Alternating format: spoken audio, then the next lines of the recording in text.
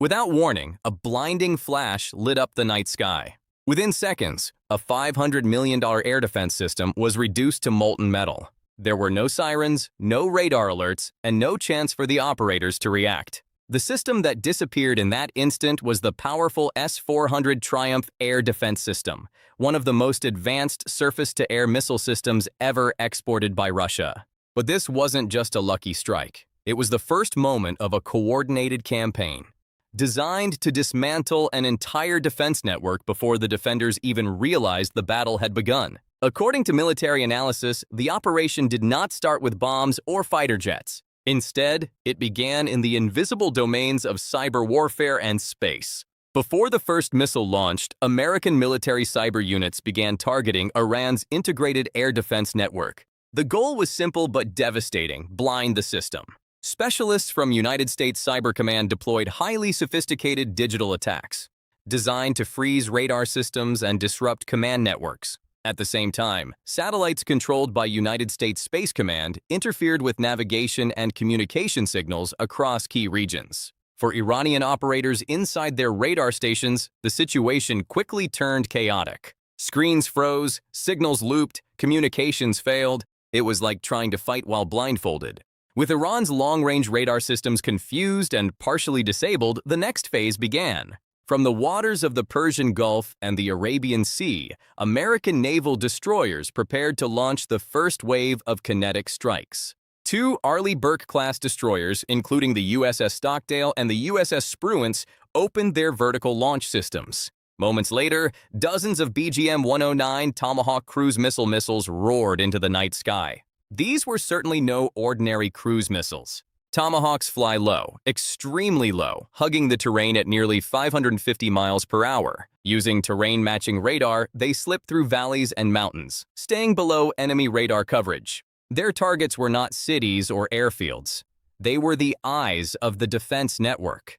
Massive early warning radar installations positioned across the region. Within minutes, several of these radar systems were destroyed.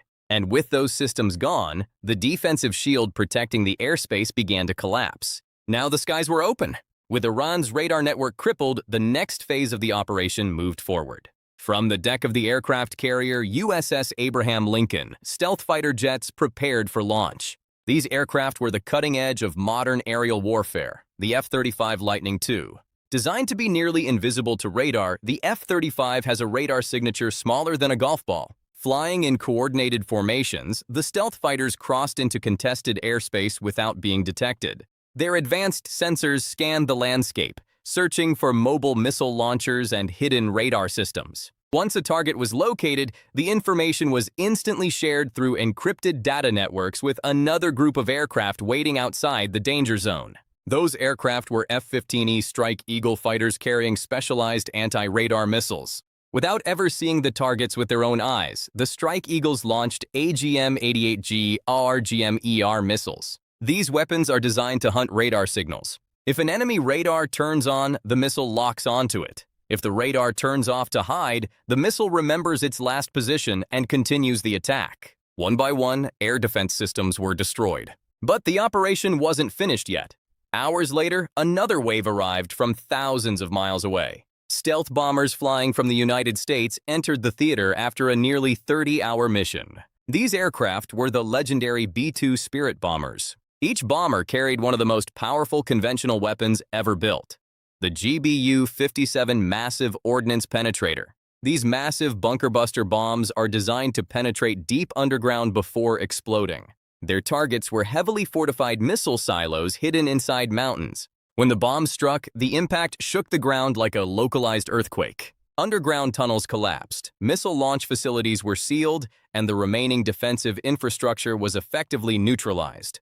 Within hours, the defensive shield that once protected the region had been dismantled. But beyond the explosions and technology, this operation revealed something deeper about modern warfare. Today's battles are not won only with bombs and bullets. They are won with information, coordination, and systems that connect satellites, cyber networks, aircraft, and ships into a single battlefield. In modern war, the side that controls information often wins before the first shot is even fired.